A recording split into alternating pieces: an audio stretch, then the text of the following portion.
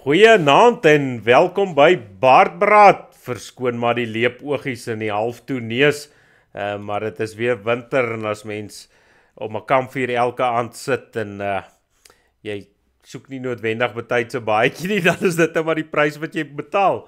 Ons hoop julle kuier vanaand lekker saam. Vanaand gesels ons oor stories, lekker jagstories, liegstories en spookstories. Ons hoop julle gesels saam. As julle nie saam gesels nie, gaan ons stories opraak. So geniet die program en ek kyk uit vir julle kommentare.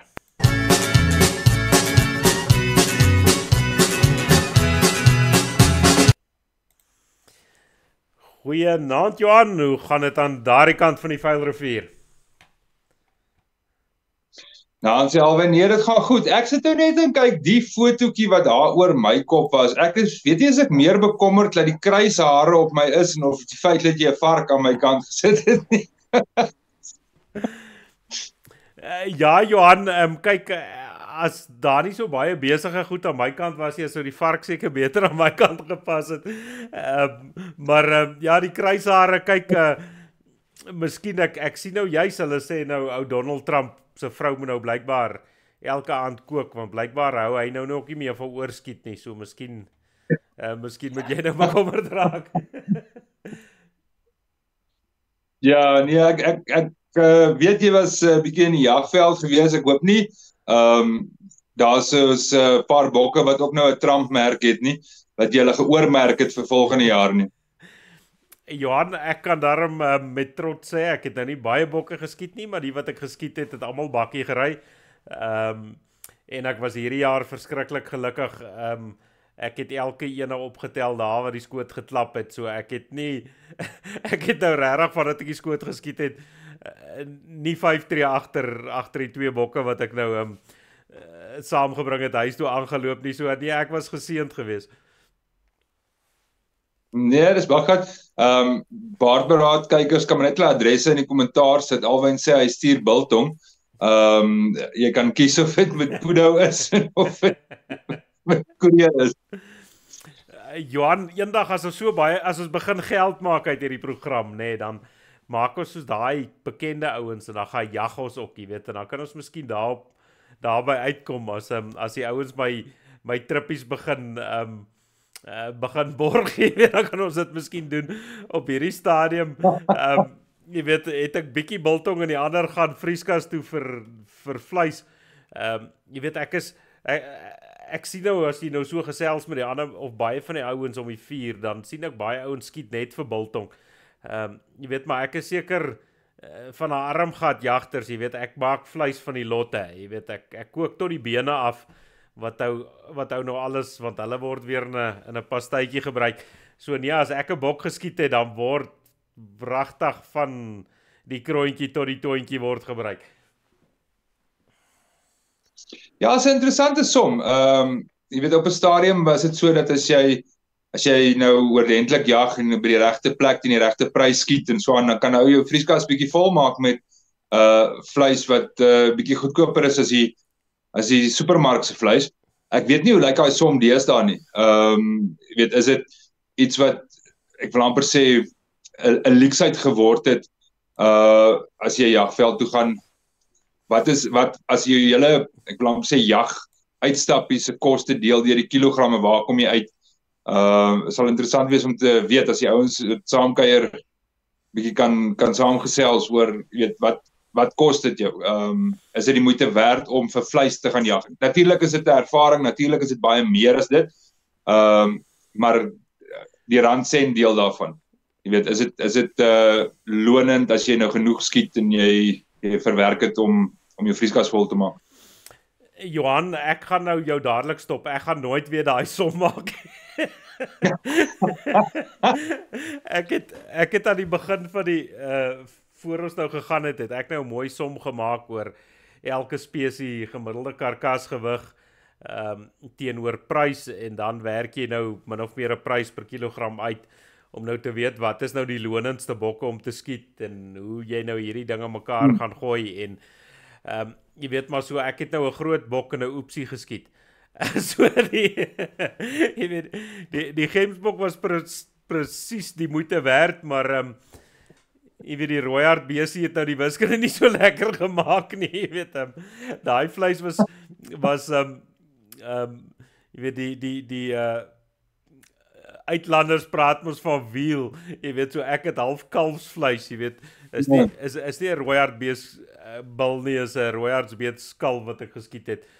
Maar nou spot ek met die vergroting op die teleskoop, het daai bok 12 keer so groot gelyk toe ek hom in die teleskoop gehad het, ter versagting.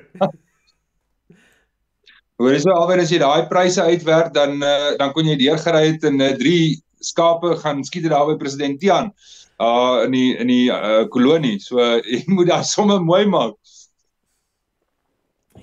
Ja, ek kon seker amper daarby uitgekom het, maar as ek sê jy weet die eland, jy weet by die 2 dan trek jy darm die pryse so bietjie nader aan mekaar, dan begin dit amper sin maak. Johan, ja, ons het so voor die tyd, ek spot nou lekker oud, mos altyd 'n glipsie, en jy weet, dit is nou juist daardie een glipsie was die ou rooihartbees kalfie wat uitgekom het, en hier later in die seisoen en so vinnig moet jy redelik haastig skiet, jy het nie verskriklik tyd om nou die ding te veel te bestudeer nie, en ons het 'n paar mooi hartbeesbulle teëgekom, wat ons nie skote opgekry het nie, en toe die kleintjie in die bos ingaan en die ander een kom uit, toe het ek nou nie heeltemal horings bestudeer nie, en ek het 'n bietjie vinnig geskiet, want ek het geweet ek het nie baie tyd nie. Jy weet, gelukkig het ek die ding nou mooi raak geskiet, maar toe sy so bietjie kleiner as wat ek gedink het, jy weet, ek het eintlik sy pa gesoek, maar nou ja, hy is in die vrieskas, so, jy weet, dit is daarom nog steeds goedkoper as 'n kwesbok. Ja, nee, hoor jy so alweer, maar, jy weet, dis is nou jagtyd en is biltongtyd, maar dink jy ons volk is, ek wil amper sê, meer, kom ons praat maar lief vir jag, of is meer georiënteer tot jag, as ander volke, en hoekom is jag so groot? Ek weet die ouens in Suid-Amerika, in die suide van Amerika is ook sterk, weet, daar is oral in die wêreld maar ouens wat jag. Maar dink jy, ons is uniek in daai opsig, dat dit vir ons 'n groter deel is van ons bestaan, en hoekom? Hoekom is dit, ek wil amper sê, vir baie ouens die groot ding om te gaan jag? Ek wil net Renier het nou al naand gesê, goeie naand Renier, ons bly jy kyk saam, en die ander wat kyk, Johan, ek kan nou nie vanaand hierso op YouTube sien hoeveel mense kyk saam nie, ek weet nie wat ek knoppie, gewoonlik wys hy dit daar, maar ek kry dit nou nie vanaand so lekker gesien nie, maar ons hoop julle gesels saam, en dan op Boer Media se Facebook kanaal kan julle ook gerus saam gesels, ek sien daar's ook 'n paar mense wat kyk, gesels gerus saam. Johan, ek dink dis 'n kultuurding, as jy sien hoe baie jong manne, jy weet, in die veld is, en baie ouens is so geseënd om elke jaar te gaan jag, ek was nou 'n hele paar jaar laas in die veld, so dis hoekom ek dit nou regtig so geniet het, jy weet, ek was soos 'n klein seentjie, toe ons praat van vroeg ry en die ouens sê, nee, so laat, en ek glimlag net al breër, omdat die jong manne, jy weet, gewoonlik is hulle traag om so vroeg te ry, maar ek het gesê, ek weet ek gaan in elk geval die aand voor die tyd gaan slaap nie, so, jy weet, ek dink dit het meer 'n kultuurding geword, jy moet half, jy weet, waar hierdie ander ouens nou, dele van hulle laat afkap om ingelyf te word, dink ek, daar's half 'n bietjie 'n kultuur, aspek vir ons aan. Ek het juist die geleentheid gehad, jy weet, baie ouens nou, is so bevoorreg om sy pa vat hom, as hy 7 of 8 jaar oud is, en sy pa betaal sy bok, jy weet, maar party van ons moet maar wag tot ons eendag mooi groot is, en ons self kan gaan skiet, en ons self moet betaal, en jy weet, ek het die voorreg gehad om 'n jong man te help om sy eerste bok te skiet, hy is nie meer 'n seun nie, hy is nou al 'n jong man, en hy moet self betaal, en die vreugde, om die vreugde te sien as 'n ou sy eerste bok plat getrek het, is ook iets uniek, jy weet, so, en dan, ek dink, 'n groot deel, en partykeer raak dit 'n bietjie met die stadsouens, jy weet, dink ek raak dit partykeer afgewater, maar ek weet nou hier by ons, in die omgewing waar dit nou die Maplotters is, ek praat nou maar van Maplotters, want dit is nou maar die wêreld wat ek in groot word, of die plaasouens wat ons mee gaan saam skiet het almal hierso, dink ek een ou was van die dorp af. Maar jy weet almal gebruik hulle vleis. Jy weet ons skiet en baie keer as jy nou 'n mooi ding skiet, jy weet waar ons die vleis gebruik, want dit is vir ons die belangrike, is baie ouens in die stad, hy wil nou 'n trofee laat maak en hy wil nou frikkie se kop laat opstop en iewers laat hang vir 'n jaar of 3, waar die ouens, jy weet, 'n bietjie buite die stad minder geplaas daaroor, vir hulle gaan dit meer oor die vleis en die vleisoes. Jy weet jy gaan nou nie, is 'n keer wat jy nou minder vir jouself hoef te slag. So dit gaan oor die kuier ook, jy weet die manne geniet te kuier. Maar jy weet ek dink dit vat die hele pakkie. Ek dink dit is nie net die een nie, maar dit hang van die hele pakkie af. En as jy nou daar sit met die manne en gesels oor wat hulle nou met hulle bokke gaan maak, dan hoor jy weet die meeste van die ouens doen meer as net biltong. En jy weet daar hierdie kant is daar nie 'n stuk van 'n bok wat gemors word nie. Jy weet soos ek sê, as tot die bene word afgekook en daai vleis word weer gebruik en jy weet die ouens deel hulle resepte en hulle goede so. Ek dink is maar deel van ons kultuur. Ons is mos maar immers lief vir die veld en ons is lief vir vleis. Jy weet en ek dink daar kom die twee nou lekker by mekaar uit. Ja, ek dink daar's 'n hele paar aspekte wat wil amper sê dieper liggend is, kan mens nou sê die wil amper sê man oor dier, die stryd teen die natuur, die primitiewe deel van jou brein om jagter te wees, om deel te neem in daardie ek wil amper sê noem dit maar konflik, maar om jou prooi te gaan plattrek self. Ek dink daarso sal die sielkundige seker iets uitkrap oor hoekom dit vir ons belangrik is om buite in die veld te wees en om uit te kom uit die stad uit en weg te kom van kar en mens af. Ek dink daar's 'n groot deel. Ek dink die samesyn, want gewoonlik gaan jy saam met mense wat jy ken en tyd spandeer en die klas van goed. So ek dink daar's 'n redelike mooi kombinasie van goed. Iets wat ek so 'n bietjie ongelukkig is mee is hierdie ouens wat die koelerboks in die oggende oopmaak voor die beker koffie en dan word dit 'n gesypery en 'n kwesboks storie. En ek sê nie almal wat jag doen dit nie. Dit is glad nie die punt wat ek maak nie, maar ek sê wel daar is sulke ouens. En ek het nogals nie tyd vir dit nie. Ek weet my pa het een keer jagters by hom gehad en hy het gesê hy soek nooit weer 'n jagter op ons plaas nie. Hy wil nooit weer, want hulle het ook met die oop bure daar uit die bakkie uitgeklim. En dit was vir hom bitter onaangenaam geweest. So jy kry dit ook, maar ek glo meeste ouens is redelik verantwoordelik en tree met respek op en jag verantwoordelik en in die aande as jy dan nou om die vuur is en die ouens kuier bietjie, dan is dit nou mos nou 'n ander saak.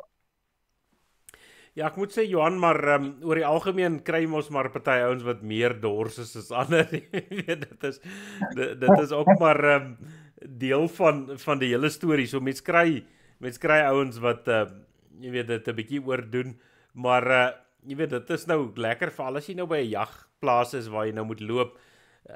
Jy weet dan betaal daai ou gou sy prys vir gisterand se kuier en dan jy weet dis gewoonlik die eerste aand is daai ouens so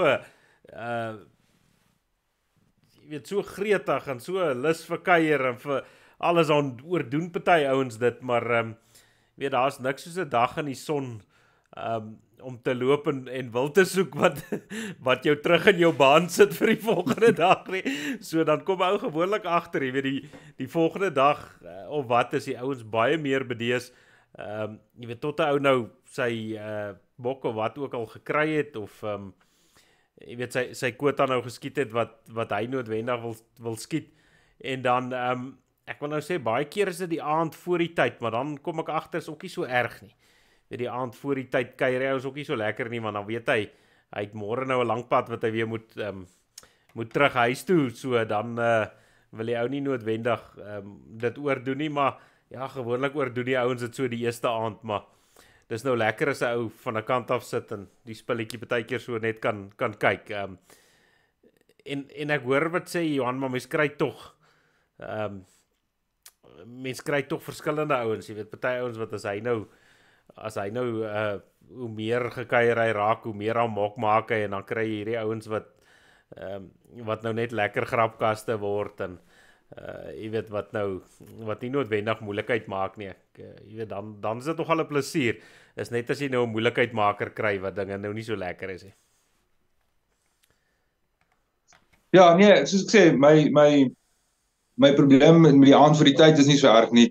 Dis die manne wat ek wil amper sê die jag naweek word 'n verskoning om weg te kom om te gaan syp vir die naweek. Dit is ek wil amper sê daar soos glad nie 'n sin van jag en of wat ook al nie, dit is maar net 'n sypery.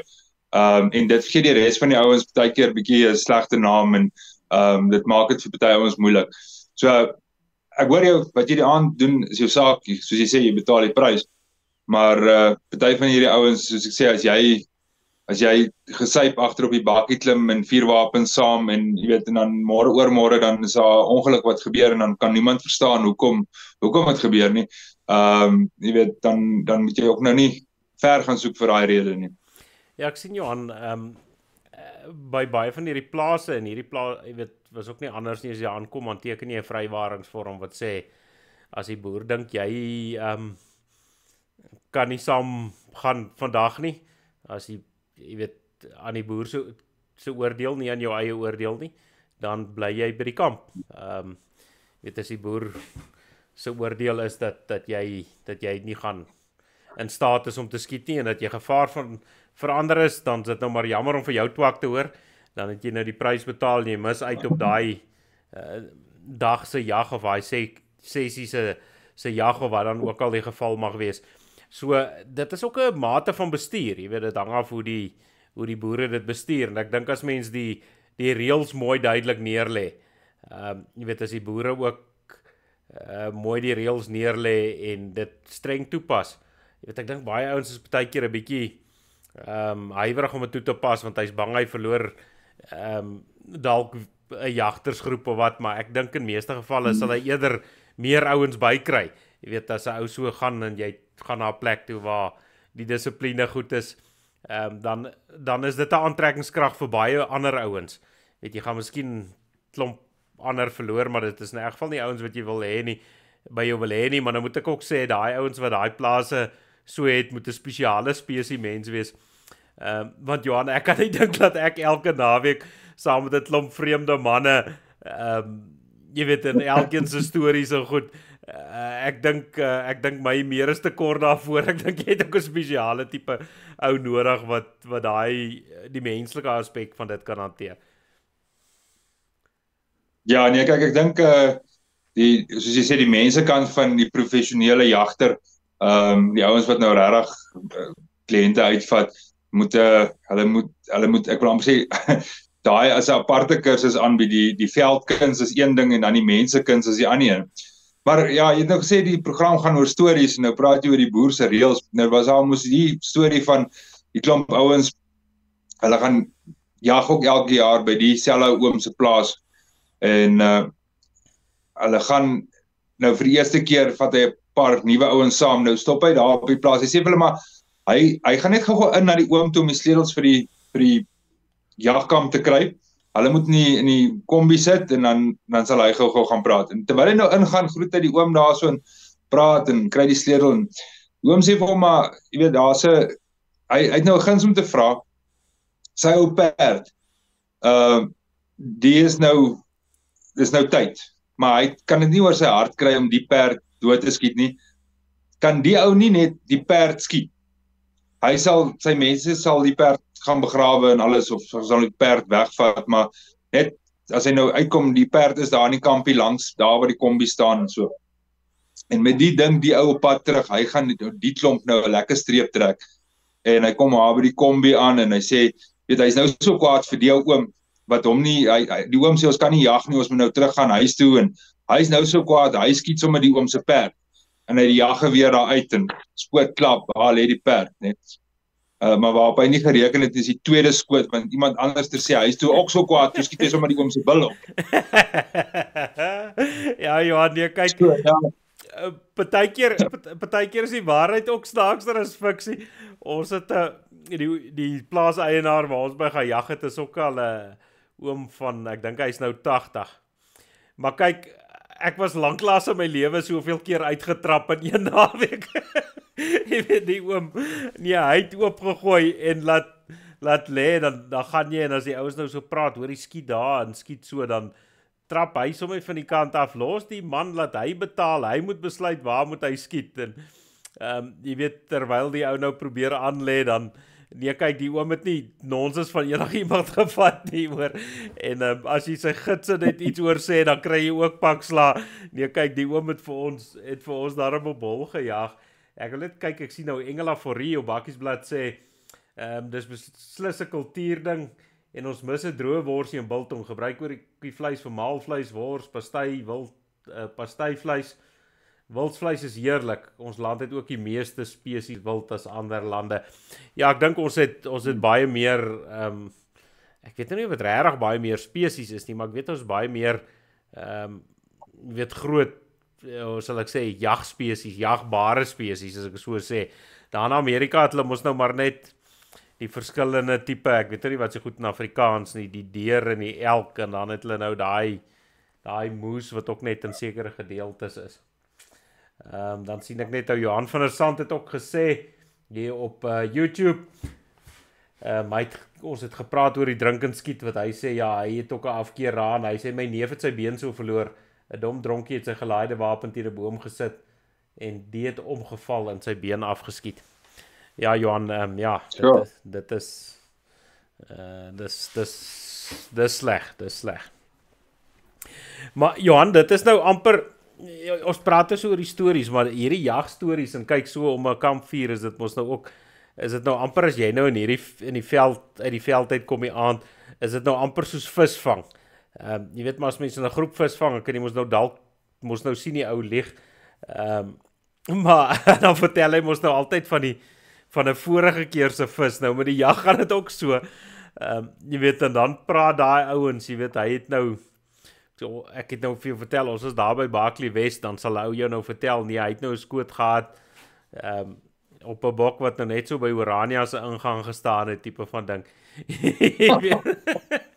Jy weet, net so oor Kimberley verby, het hy nou sy kudu plat getrek. Jy weet, dan kan daai ouens, tot jy die ou sien skiet. Jy weet, daai storie loop mooi, en jy glo nogal redelik, tot jy die eerste keer saam met die ou in die veld is, en jy sien hoe skiet hy, jy weet, en dan kom hy ou gou agter, wat is waar en wat is wolhaar.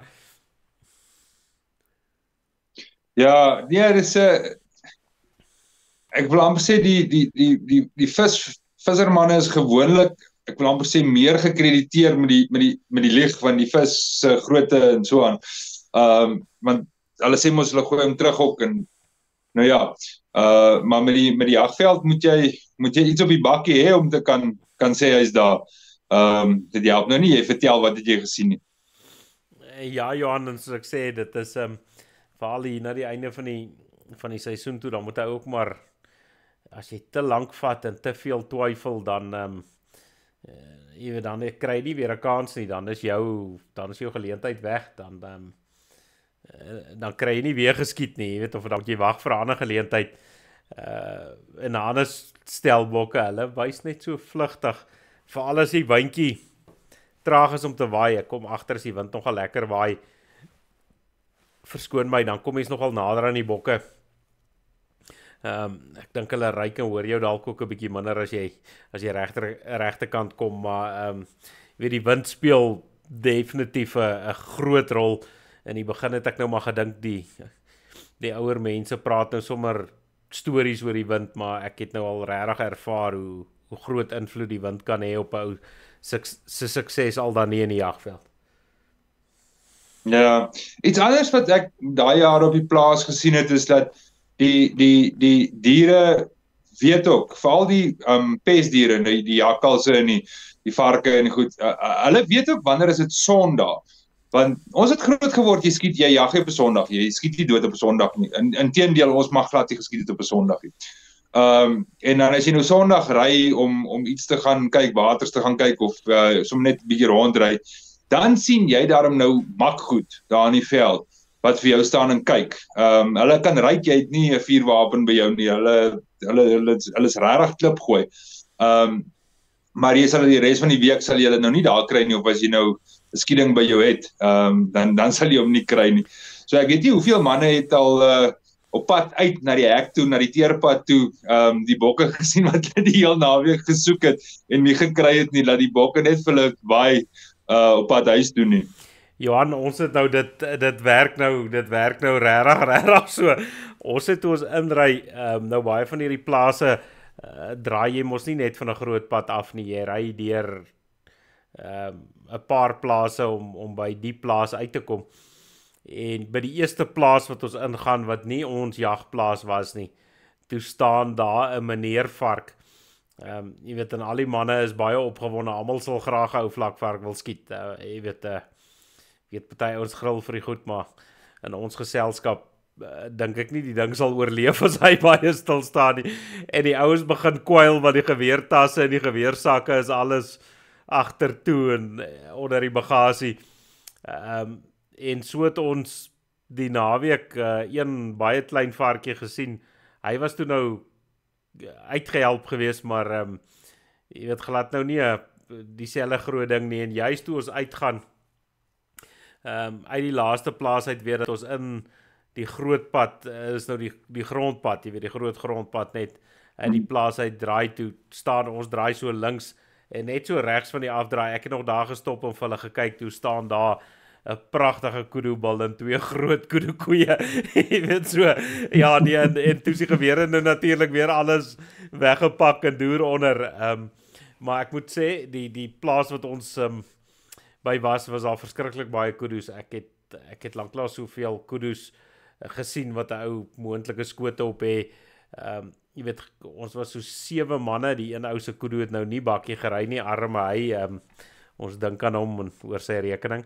Maar jy weet, uit die 7 het 3 ouens kudus huis toe gevat wat gewoonlik, jy weet, is die kudus mos maar 'n moeilike ding om te kry en dis nou iets wat ek nou nog nie op my kerfstok het nie, so hopelik voor ek eendag te groot word, kry ek 'n kudu raak geskiet, maar ja nee, kyk, daai goed voor en na die trippie, ek weet nie hoe weet hulle dit nie, maar hulle weet as daai ding in die geweer weg is, of jy sê, of as dit Sondag is, ek dink hulle het 'n vet aanvoeling daarvoor. Maar daai, ek wil amper sê daar van Barkley af, Douglas se wêreld toe, daar lê 'n berg. Daar kan die mense wat saam kyk ons bietjie vertel van, ek het net die storie, kan nie meer als onthou nie, maar daar's 'n spesifieke berg wat in daai wêreld lê en daar's iets van die kudus daar, so is ook groter of is 'n sekere soort kudu of die horings is groter en die kudus is kleiner. Ek kan nou nie presies onthou nie. Maar daai wêreld is bekend vir sy kudus. Dalk is daar iemand wat saam kyk wat nou meer weet daarvan. Maar hy lê af daar, wil amper sê by Douglas se wêreld af, so 'n stuk. Nou ja, dis glo 'n spesifieke kudu wat in daai wêreld gekry word. O nee, dis interessant. Ja, nee, daar leer ek ook nou nie. Ek weet nie. Ek kan net vir jou sê daai kudus het nie polio gehad nie. Dis regtig groot, mooi kudus. Jy weet, jy kan 'n groot kudu koei skiet. Jy weet, winsgewend. Dit is jy weet, prysgewys, ons het nou nog gepraat oor vleis. Jy weet, doen jy regtig goed as jy 'n kudu koei skiet. Dit gaan amper van jou goedkoopste vleis wees, 'n groot kudu koei. En nogal snaaks, ou kyk na gemiddelde pryse van gemiddelde gewigte van hartbeeste, die hartbeeste wat ons daar, en dis hoekom ek so oorgretig was wat ek toe nou vir klein frikkie geskiet het en nie die bul nie. Jy weet, die hartbeeste daar was ook groot, jy weet, en swaar vir my broer se seun het 'n pragtige hartbeeskoei geskiet en sy dan wraggies mooi geslag. Nee, so die wild wat daar is, ek weet nou nie of dit jy weet nou noodwendig van daai omgewing is nie, maar die veld is mooi en die wild is regtig mooi en vet. Jy weet, daai hartbees is sommer so as jy so vinnig kyk en jou amper verbeel is 'n koei so vet aan die karkas, jy weet, ou sien mos nou nie aldag vet aan 'n wildskarkas nie, jy weet so.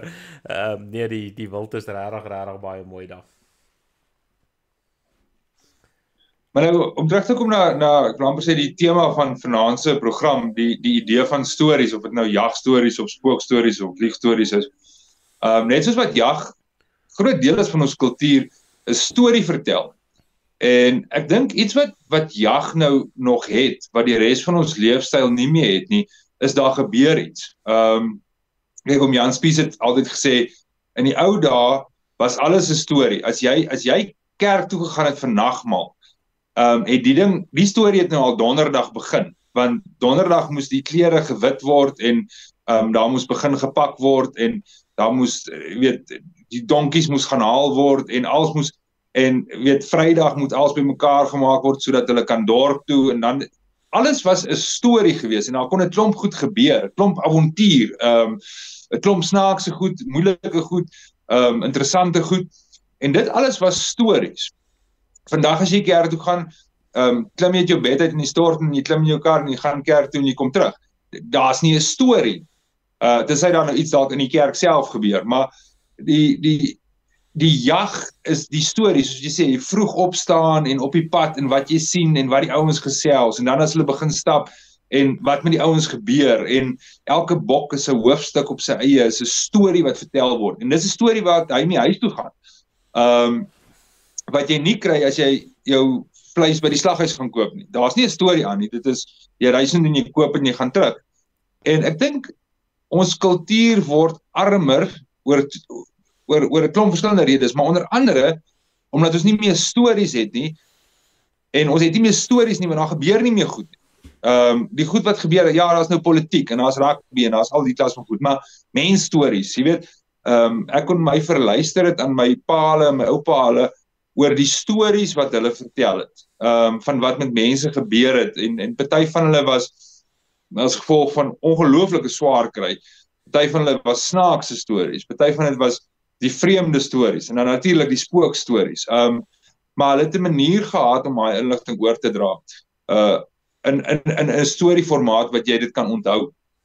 En ek dink ons word armer, ek dink ons verloor die kuns om 'n storie te vertel, maar ook die geleentheid om 'n storie te leef, of 'n storie te ervaar dan eerder. Ek weet nie of jy my verskil daaroor nie. Ja, Johan, ek gaan jou nou antwoord, ek wil net gou so hier uitkom, ek sien Johan Derksen daar van Pottie se wêreld, hy kyk ook saam, en hy sê sy pa, nou, die oom was ook 'n eyster geweest, het ook gesê, mens skiet nie op 'n Sondag nie, so Johan, hoop dinge gaan goed daar in Potties, en dan wil ek nou kyk, ou Dagbreker het hier 'n ding geskryf, maar so 'n paaimente. Hy sê sy vriende het so moeg geraak vir sy visvangstories en sy handgebare van hoe groot die vis is. Jy weet dat hulle sy hande agter sy rug vasgebind het. Hy sê toe trek hy sy vasgebinde hande in 'n balletjie, toe sê hy die vis se oog was so groot.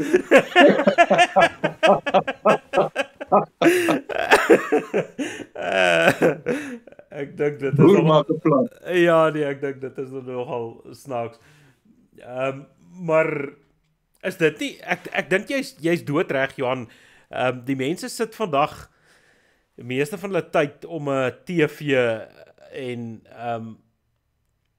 jy weet, en ervaar nie ander mense nie. Hulle sit voor 'n kassie of iets. En ek dink dis waar die stories vandaan gekom het. As mens sien hier oor 'n naweek as jy 'n bietjie saam met 'n klomp manne uitgaan en dit wat daar gebeur en die stories wat uitkom net van daardie naweek en hoe die manne mekaar se siele uittrek. Kyk, dit is mos een van die groot stories. Ek sê voor die tyd vir die ouens, ek hoop nie een van julle is sensitief nie, anders gaan ek moeilikheid hê die naweek, want ek hou daarvan om 'n ou se siel uit te trek. Jy weet, oor wat ook al, 'n ou kry mos altyd 'n ou vatplekkie iewers, en as daar nou 'n dingetjie gebeur, maar ek dink dit gaan net so, omdat jy mense ervaar. Jy kry net weer die geleentheid om mense te ervaar. En nou is die ding, veral as jy nou hier in die stad is, dan dink die ouens as hulle nou ervaar, dan gaan hulle nou na wat noem hulle dit toe?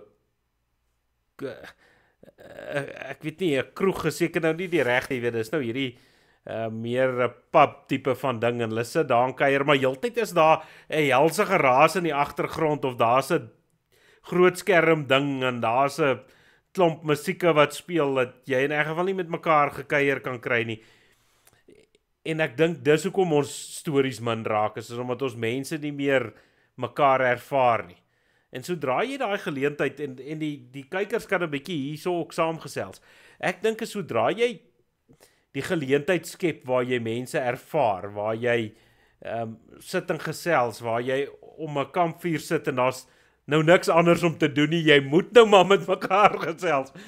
Jy weet en dan ek het een ding wat julle praat nou so, een ding wat my 'n bietjie 'n klippie in die skoen is, maar ek sal dit vergewe so as gevolg van ordentlikheid, maar as 'n ou in die veld is en dan wil 'n ou nou 'n draadloos speel.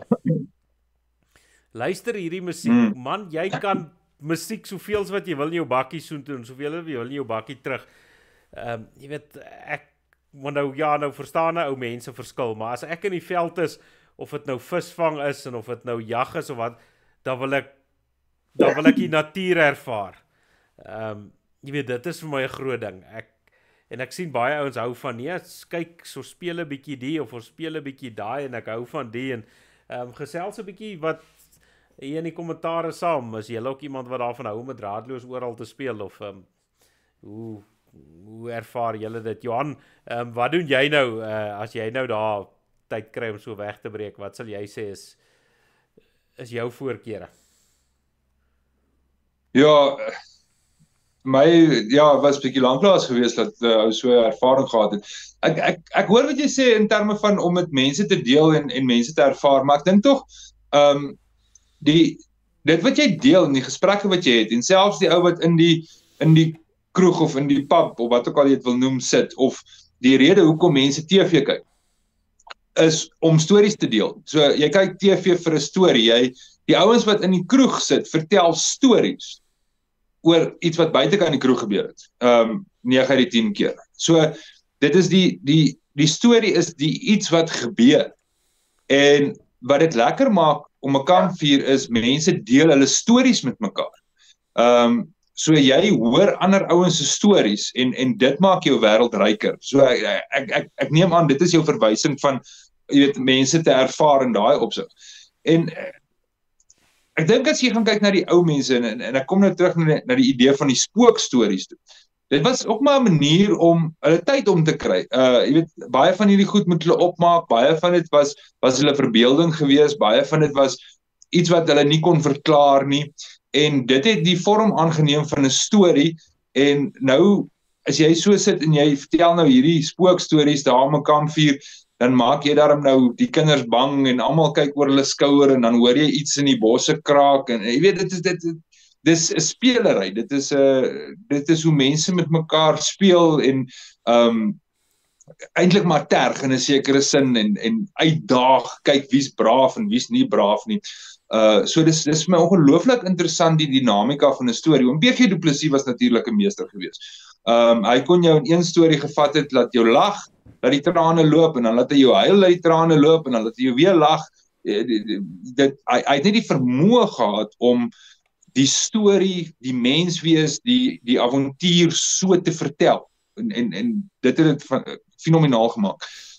Maar om terug te kom na jou vraag oor die draadloos, ek gaan kuier een keer vir 'n vriend hierso in Swaziland se wêreld. Nou in die Vrystaat, as ons nou buitekant was en ons hoor 'n jakkals, daardie jare, kyk oranje jag was vreeslik suksesvol by ons gewees.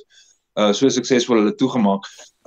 Dan as jy 'n jakkals hoor roep, dan begin jou kop werk oor hoe om die ding te dood, want ons wil dit nie hoor nie. So gaan kuier ek hierso in Swaziland se wêreld, nou stop ons daar buitekant en ons maak 'n vuur. Alwen toe daai son sak, toe klink dit vir jou soos 'n stereo effek, soos die jakkals se roep rondom ons. Dit was vir my was dit vreesaanjaend om te dink daar is soveel jakkalse naby, want hierdie ouens gaan nie met 'n skaap kan boer daar nie. Maar dit is nou weer daai wêreld se bekoring, daai geroep van die jakkalse. Dit is vir hulle nou nie 'n vreemde ding of 'n skaars ding soos by ons nie.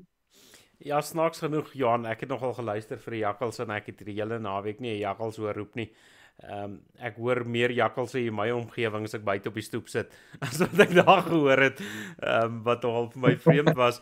Maar ek sien nou Johan noem hier 'n waar ding ook, en toe hy dit nou sê, toe dink ek nou nogal, hy het gesê geen foon, geen musiek, en die geen foon, as 'n ou mos nou daar nie in die veld is, dan los jy jou foon, want die ding kan mos nou veroorsaak dat jy skoot mis, as die ding nou ontydig begin skree of bewe of wat ook al. Jy weet, en min ouens het regtig baie tyd op hulle fone gespandeer, en dit het ook nogal, jy weet, ek dink 'n bydraende faktor dat die ouens met mekaar gesels, maar die manne se sê goed. Kyk, dit was verskriklik snaaks. Ek sal die program 'n bietjie afsluit met een van die manne se sê dinge wat ek so 'n bietjie aangepas het dat hy programvriendelik kan word. Maar Johan, jy praat nou so van die spookstories. My pa se oorle jonger broer was 'n tergees. Kyk, hy het op daai stadium, toe ons nou nog kinders was hy ook 'n maar plotter daar buite Witbank se wêreld, en hy en my tannie het plot toe getrek in 'n woonwa, en dan van daar af het hulle die plot begin bou. Jy weet, hy was self 'n bouer gewees, jy weet, hy self stene gelê, wat is die mooi ambagsnaam daarvoor? Kom ek dit nou nie. Nee, meselaar. Meselaar, dankie Johan. Dis nou nie 'n vrymeselaar nie, maar 'n regte meselaar. Maar hy het so begin, en hy het sy huis gebou. Hulle het eers die motorhuis gebou, en toe in die motorhuis ingetrek, en so het hy nou uitgebou. Jy weet, dis 'n ou wat en self gewerk, jy weet, self die plek tot dit naderhand regtig 'n pragtstuk was. Maar kyk, hy het jou siel so uitgetrek. As jy daar by hulle is in die aand, as oom Willa jou uitgestuur het jy soos 'n meerkat rondgekyk, want jy het verwag hier kom iets. Hy het 'n paar verskillende tipes mombakkies gehad, en dan het hy vir jou, as hy net 'n geleentheid kry, dan het hy vir jou skrik gemaak, en dit was nou sy groot ding. As hy die kinders kan bang of skrik maak, dan is sy dag of sy naweek gemaak, en dan vir alles ou nou gaan kuier oor, jy weet, maar omdat hy nou so tergees was dit een van die gunsteling plekke om te gaan kuier, jy weet, ten spyte van die hard werk en die bang maak, jy weet, dit was nou net 'n lekker oom. En ek onthou, ons is een aand by Paale gaan laai ons af vir die vakansie, en hulle is toe al huis toe, en hy stuur my na die onderkant van die land toe om 'n kraan toe gaan toemaak op die besproeiingsstelsel. Maar ek weet, ons het die ding toegemaak vanmiddag, toe ek saam met hom en my pa gestap, en toe is dit toegemaak, en ek sê toe vir hom so, hy sê nee, die ding is weer loop oopmaak, en toe ek onderkom en ek sien die kraan is toe weet ek, hier kom 'n ding, en ek tel vir my die naaste ding wat ek kon optel, is 'n halwe baksteen, en toe ek so verby die stoor stap, hy, jy weet, soos meeste van die maplotters, ek dink dis seker die mees algemeenste ding in die 80s gewees op 'n plot, is 'n Ford 5000, jy weet, trekker, en toe hy uitkom, toe gooi ek daai baksteen, maar ek gooi daai baksteen, ek gooi hom toe nou nie raak nie, maar ek gooi hom so teen die agterwiel van daai trekker vas. Nou weet jy, so trekker so langs die kant, hy maak goem, jy weet, so diep doem wat daai ding maak as jy hom trek, miskien is die bombakkies af, is net ek, so dit was een van die min kere wat ek hom kon uitvang. Die ander keer het hy my altyd dit reg gekry om my bang of skrik te maak. Maar het is interessant hoe vreemd dieselfde wêreld is waar jy deur die dag gemaklik is, en waar jy elke klippie en elke grasie ken as hy donker word. En ek dink dit is deel van waar baie van die spookstories vandaan kom. My pa het my altyd vertel van die ou wat op pad was huis toe, seker maar gaan opsit by 'n nooi, en hy sien hier kom 'n spookperd aangesweef, maar die perd het die onderste voete hy's net so, hy sweef so bo. En die perd kom al nader aangesweef en die ou raak al meer bekommerd en hy weet nou nie wat nie. En toe op die ou einde van die dag, toe kom hy agter is 'n wit perd met swart voete. Nou kan hy nie die swart voete sien nie. So die wit perd kom nou hier na sy perd toe aangehardloop. En ja, dit is waar die man toe nou bekommerd was. Maar ek sien selfs daar waar ons is, dis 'n groot stoor. En in die aande as jy hom nou donker moet toesluit of in die oggende vroeg as jy donker man alleen daar is, dan klink dit daar's 'n span mense daar binne wat besig is om te werk. Want jy hoor daarom krake en klap en die vreemdste geluide soos wat alles nou maar inset en of inkrimp en uitset in daai diep stuk donker. Nou kan jy jouself indink, jy weet in vroeër dae was daar nie so baie lig nie. Mense het in die donker beweeg, hulle het in die donker perd gery en fiets gery en hulle was buitekant in die donker en nou sien en hoor jy goed en jy moet nou vir iemand vertel van dit en dan word dit 'n Engelsman met 'n afkop wat jou besoek en maar ja, een van my pa se sling grappies, skus ek gaan jou nou los, was van die ou wat deur die begrafplaas geloop het en hy sien hier kom 'n spook aan en hy begin hardloop en toe die spook so by hom kom, toe sê die spook vir hom, "Sjoe, maar jy kan vinnig hardloop." Toe sê hy vir die spook, "Daai was nog niks, watch my nou."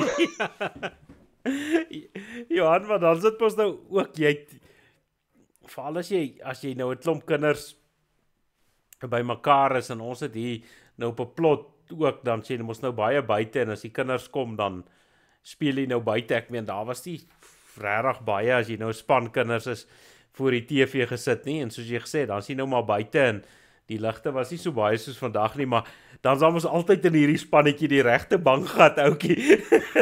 Wat maak nie saak wat gebeur nie en hoor daai en as jy iets sien voor jy nog kan jy weet jou kop by mekaar sit wat dit is, dan is daai ou al jy weet al aan die bewe van die bankheid. En ek dink dit is ook seker waar baie van hierdie stories uitgekom het, is daai ouens wat hulle self naderhand verbeel, jy weet die res kom nie agter daar se ding nie, dan weet jy nie ou Pietie hoekom gaan hy so aan die bewe nie, jy weet maar party het mos daai, hy wou nie, jy weet hy wou sommer met die lig aanslaap as hy kon.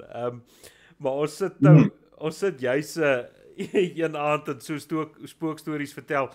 En my pa het so lekker groot kombuis gehad, en dan het hy die kombuistafel, maar dan het hy kombuisbankies weerskante gehad, weet jy, ingeskuif het en die ander kant is nou teen 'n muur, so jy kan net aan die een kant uit. En nou sit ons is nou al hier in die hoërskool rond en ons gesels en vertel stories en goed, maar nou moet jy ook kan nie te hard lag nie, want die groot mense slaap. En ons het so oor Lam se kat gehad, ek kan nou nog nie onthou hoe die kat het geoorleef met die honde te saam nie, maar iewers op 'n stadium het ons hierdie kat gehad, en die een meisiekind is nou 'n niggie wat sit en nou sit sy onder die bank en sy swaai af voet so heen en weer, maar nou begin vertel ons ook spookstories soos tieners maar is, en op 'n stadium toe sy daai voet so heen en weer swaai, toe besluit die kat nee, maar hy gaan nou hierdie ding bespring wat hier onder die tafel is. Maar kyk, toe daai kat op die poot land, toe is daar vergeet dat daar ou mense moet slaap en goed, daai gille weer galm deur die hele huis. Al wat leef en beef is wakker, sy skop die arme kat amper deur die tafel vermink. Jy weet, dit was nou nogal 'n langwerkende gedeelte, so saam die spookstories. Toe skielik eers wat almal met groot oë eers nou gewonder het, wat gaan aan, en toe ons nou agterkom is die kat, toe lag ons lekker, jy weet maar, ja, partykeer kan daai spookstories in 'n lekker lag ook omdraai. Ja, en weer eens, dis deel van die avontuur. Ek dink, een van die groot foute wat mense maak, sal wees om te dink dat 'n storie net een ding is, en dit is nie. 'n storie het spanning en hy het humor en hy het partykeer 'n bietjie hartseer en hy het partykeer bietjie woede en hy het partykeer, ek weet dit, natuurlik een van die groot storievertellers van ons volk was Koos Meyer gewees. En ek dink ek het dit al vir jou vertel, maar hy het 'n telefoon gehad. Dan as hulle nou by so 'n kamp is waar die kinders is, dan hy het nooit met die kinders regtig gepraat nie. Hy het die telefoon, jy ken hierdie ou tyd se slinger telefone. Nou hy het so een gehad, dan het hy nou die ding saam met hom gedra. En dan bel hy nou, dan sê hy nou hy wil met koning Leeu praat. Maar hy roep nie die kinders of sê vir hulle nie. Hy's net op die telefoon en hy sê hy wil nou met koning Leeu praat.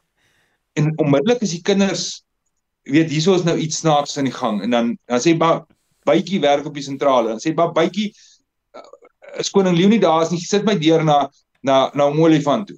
Dan praat hy nou met hom olifant. Dan vertel hy nou iets oor oom olifant. En so het hy die kinders, hulle sê teen Sondagmiddag, kan oom Koos nie toilet toe gaan nie, die kinders loop so string agter hom, as hy aan daai telefoon vat, dan is hulle om hom, dan wil hulle hoor met wie praat hy op daai telefoon. En dit is die vermoë en die potensiaal wat 'n storie het, om jou te betower. Jy weet, ek dink baie aan die Bybelse beginsel, dat, jy weet, die kinders, laat ons moet, ek wil amper sê, daai kinderlikheid van ons nie verloor nie, die betowering van 'n storie, en weer eens, die stories van 'n jagnaweek, dis iets wat jou bybly, baie keer is dit iets wat vir iemand anderster iets kan beteken, op die regte tyd en op die regte manier, kan dit iemand dalk 'n glimlag gee, of dit kan iemand, weet, anders te laat dink oor 'n ding.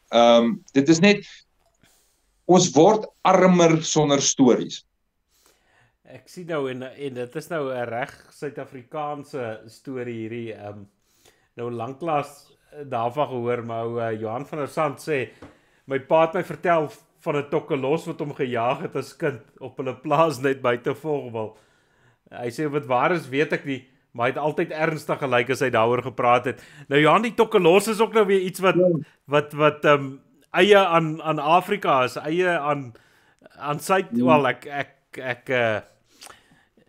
weet nou nie of van Suid-Afrika, ek weet nou nie hoe ver loop die tokkelos hier in Afrika nie, maar dit is iets wat die ander lande nie van weet nie. Die Ire het mos nou hulle groen oukie, wat noem jy daai oukie?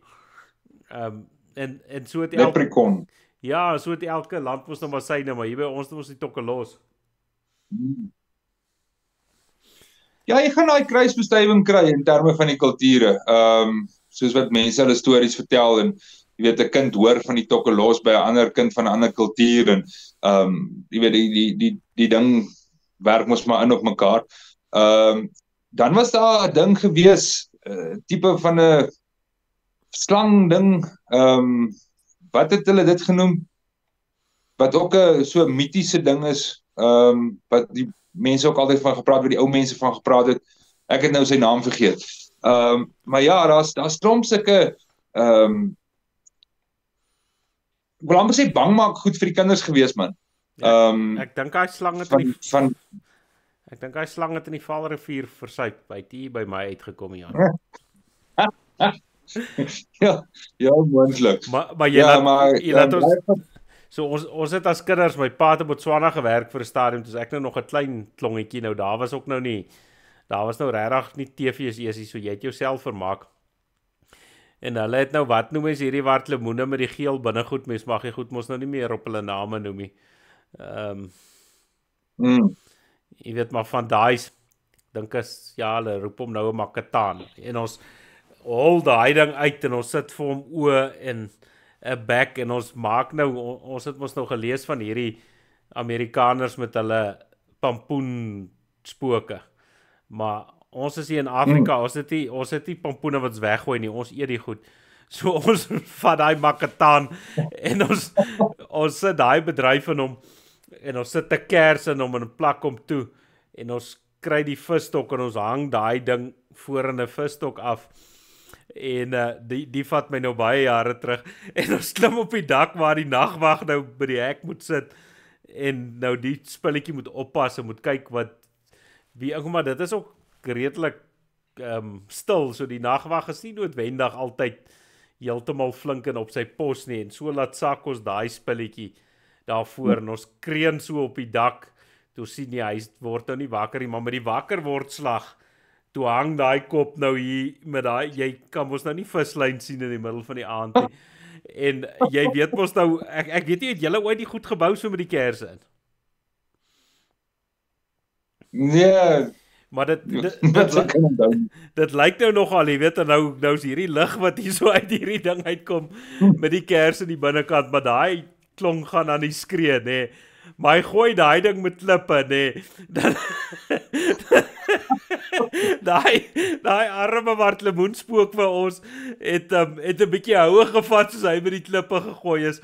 En uiteindelik toe kan ons nou nie meer hou met die lag nie, en toe vind hulle nou dis uit, maar kyk hoe het ons gatte nou gebrand oor daai wat lemoenspook van ons. Maar ek moet sê daai pak slaaf was afragtig die moeite werd vir daai batalje te aanskou. Ja, en ek dink dit was 'n goeie maatstaf vir hoe ver jy bereid was om te gaan vir 'n goeie avontuur is, hoeveel pak jy bereid was om te vat daarvoor om dit die moeite werd gaan wees. Jy moet daai berekening kan doen. Ekskuus Johan, ek wil so vinnig gou loer hier tussen die kommentare. Ja, maar dit is mos nou maar altyd lekker, jy weet, ons het op baie stadium het jy mos nou geweet, jy gaan iewers in die moeilikheid kom met jou nonsens aan ry, maar soos jy sê, jy was maar bereid om altyd jou pak sla te vat, en nou sien ek deesdae, jy weet, ouens wat nou, hulle pak sla, is nie meer altyd so bereid om hulle pak sla te vat nie, jy weet, dit is nou letterlik en figuurlik, jy weet, as ou nou, party ouens is dan net verskriklik moeilik om verantwoordelikheid te vat vir dit wat hy aangejaag het. Jy weet, dit is nogal iets wat my ook so 'n bietjie irriteer, is nou so 'n bietjie van die punt af. Nee, dis dalk 'n bietjie van die punt af, maar dit is nog steeds deel van die gesprek.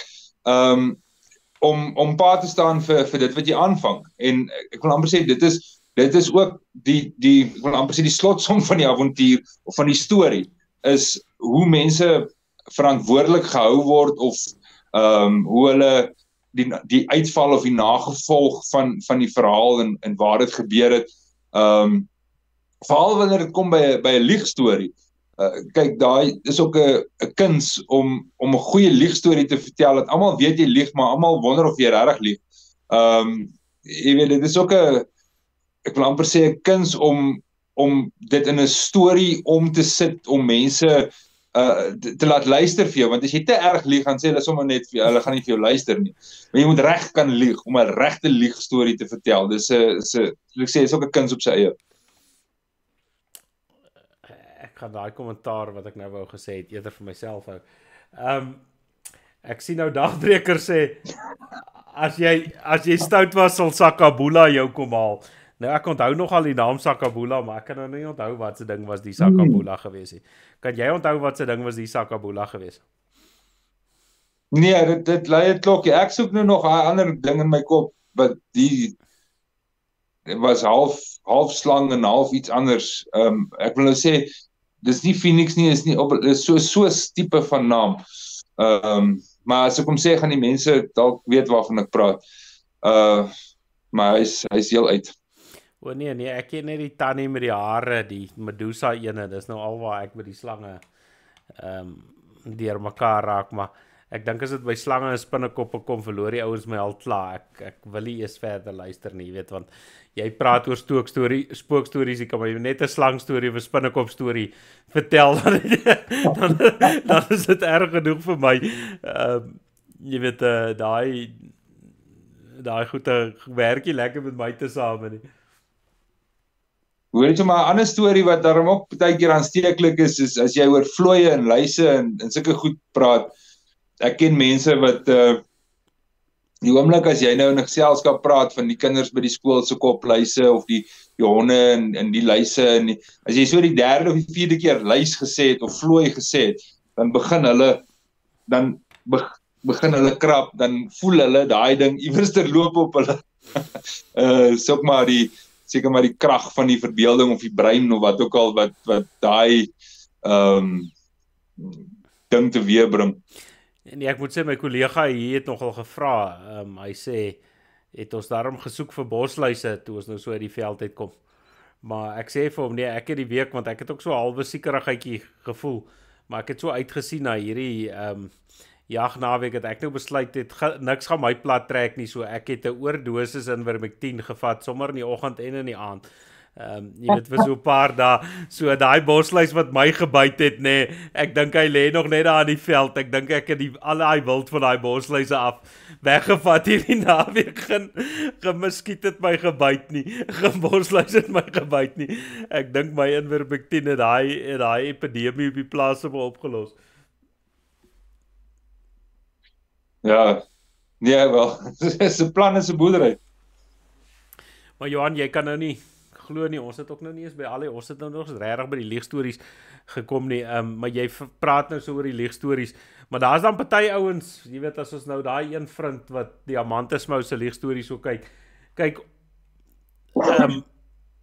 dan dink ek, ons weet hy lieg, en hy weet ons weet hy lieg, maar tog lieg hy nog steeds, jy weet, maar nou dink ons is so, maar daar's tog 'n klomp mense wat nog steeds die stories glo, so ek dink daai leegstories, het ook maar 'n mark van sy eie, jy weet, is net party mense wat uitvind jy lieg, vir ander kan hulle sweer dis die waarheid tot op die einde toe. Ja, maar nou moet ou daarom ook onderskei tussen 'n leuen en 'n liegstorie. Kyk, wat dit hom Roy Willie mos destyds vir hom Jan gesê van vrou stories, vark stories. Nee, nou 'n liegstorie is 'n storie wat jy vertel met 'n lieg in, maar almal weet van die lieg. Dis nie 'n leuen nie. Die om vir mense te lieg en om vir mense leuns te vertel, daai is buite orde. Dis nou nie dieselfde ding nie.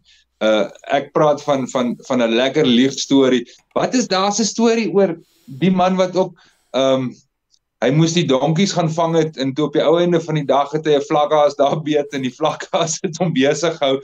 Toe sê hy die donkies, die grootes was maklik in, maar die kleintjie het die hele dag opgehou. Daai filletjie, dit was nie geneek. Jy sien, maar dit lekker lieg daar. Jy moet lieg storie verstaan. Maar jy moet nie leuns vertel oor goed wat ernstig is en wat daai is iets heeltemal anders. Ek koop jou punt, Johan, ek koop jou punt. Ja, lekker lieg storie. Wie was die ou wat so die storie vertel het van waar hy met die sinkplaat so 'n rit gevat het wat hy die dak vaskap, waar die wind die ding vat. Was dit nie? Nee, dit was nie Nikonel nie. Ek kan nou nie onthou wat was die ou se naam nie. Maar kyk, ek het gelê laat die trane loop. Kyk, soos ou Tian kan lag vir oom Tolla se swingry, so lag ek oor daai singplaat storie. Dit is vir my, dit vat nou vir my wragtig die koek. Jy weet, ek dink daai is een van die beste stories. En dan natuurlik is 'n storie nie net 'n storie, dit hang af hoe hy vertel word. Dit maak of breek 'n storie. Nee, daar is ook 'n natuurlike talent. Ek dink party ouens word gebore om 'n storie te vertel. Ek weet, party mense probeer, ek wil amper sê te hard, om op 'n manier 'n storie te vertel, dan verloor hy jou ook. Dit word, ek wil amper sê, maklik, aansitterig of aanplakkerig, en dan loop hy ook nie so lekker nie. Ou soos om Jan Spies, jy weet, hy het hom maar net vertel soos wat hy hom kan vertel, en jy kan nie vir hom Jan Spies namaak nie, daar's net nie manier nie. Probeer eerder op jou eie gaan, maar vir hom Jan Spies gaan jy nie namaak nie. So, en ons sien dit met baie van die ouens se seuns, wat ook, hy het die storie, maar in plaas van dit om uniek sy eie stem te vind, probeer hy dalk bietjie soos sy pa of soos iemand anderster dit vertel, en dan werk dit nie heeltemal so lekker uit nie. Maar ons verloor storievertellers. Ek kan nie dink op hierdie stadium van die wedstryd van, ek wil amper sê, ek praat nou nie van ou wat snaaks is soos ou Radio Raps wat weet 'n komediant is nie. Ek praat van ou wat 'n storie kan vertel. Ons het groot geword met storievertellers. Vandag kan ek jou eerlikwaar nie sê wie is die groot storievertellers van ons tyd nie. Johan, ek sien nou hierso Dagbreker praat van groot slang, vra hy nou, hy sê basilisk, is dit wat jy gesoek het? Ja. Ja, Ek wou sê ek het nie mal geraak nie. ja, ek moet sê kyk, dis al lekker met ons ons klomp ingeligte kykers. Ons het miskien nie die grootste kykergetal nie, Johan, maar ek is seker aan IK raak ons aan die voorste programme, jy weet met ons kykers. Nee, dis verseker. Dis die lekkerste klomp mense. Johan, nou ons staan al weer 5 minute oor ons tyd en dit was nou 'n heerlike program. Ek het vanmôre gesoek vir 'n lekker lag videoetjie, maar die goeie het nou nie meer op my tafel gekom nie. En as mens nou sien, ek dink die grootste lagstories op hierdie stadium kom nou daai uit Amerika uit met hulle president en die kandidaat vir die aanstaande president en ek dink daar in Amerika was die politiek nou in die laaste nie eens 2 weke nie, die laaste 10 dae daar nou so baie goed gebeur dat hy dit amper nie kan nou praat so van stories. Ou sal nou dink dit moet nou 'n 10 jaar se storie wees wat alles in 'n week en 'n half ingeprop word, maar ek dink dis omtrent die snaakste goed wat nou gebeur in die wêreld. So ja, ons sal seker net vir ou Joe Biden moet sê naghou groote of iets, want lyk my hy is nou verby, maar ongelukkig het ek nou nie vanaand 'n lekker lag videoetjie ingepak nie. Ja. Ja, Alvin, ek wil dankie sê vir almal wat saam gekuier het. En ons het nou nog nie eers begin om 'n spookstorie of 'n liegstorie of 'n jagstorie te vertel nie. Nou is die program al verby. So wys nou net, ons het nog net oor die stories gepraat. Ons het nog nie stories self gepraat nie. Maar dit was 'n lekker gesprek geweest. Ja, Johan, ek dink dit maak dit nou lekker oop vir 'n vervolgprogram. As ons weer wonder waaroor om te praat, dan dink ek ons kan aangaan met hierdie program. So die mense kan maar hulle stories lekker bymekaar hou en so lank dink oor daai stories. So ja, die volgende keer dan moet ons 'n bietjie stories vertel. Jy weet, soos ou Koot se kampvuur stories, dit was een van die lekkerste programme wat ek opgeneem het. Saam met hom die ouens kan maar gaan soek hier op Boer Media se YouTube kanaal, kampvuur stories episode. Daar was 'n paar manne wat ook 'n lekker storie kon vertel. Ja, jy het nou die dag vroeër in die program gesê as jy nou eendag groot geld het, gaan jy nou iets doen. Maar ek dink nee, as ons nou eendag iewerster baardberaad of Boer Media nou finansiëel aan die gang kan kry, dan moet 'n ou ek wil amper sê 'n baardberaad storie vertel kompetisie of 'n ding hou dat hou al die manne en vrouens wat nog stories kan vertel bymekaar trek en opnames met hulle doen en dit vas lê en bietjie vir die mense deel. Ek dink dit kan hom nou soos die kampvuur stories, maar dat 'n ou bietjie kan in die platteland ingaan en met die ouens gaan sit en gesels en daai talent bietjie kan vasvang op die internet. Dit sal hom nou 'n lekker program wees. Ja, Johan, ons hoop ons kry daai fris borge wat ons dan kan borg om in die dag te gaan jag en in die aand vertel ons stories om die kampvuur. So, dis ons droom. Elkeen kan 'n droom hê. Daar's my droom nou soos kaptein Superskoon die arend met 'n droom, maar ek dink is dalk 'n bietjie voor jou tyd. Baardberaad met permissie, Alwyn, dit was lekker gewees. Groete daai kant. Dankie Johan, en dan is dit van my kant af soos ouer gewoonte. Alles van die beste en groente op die plaas.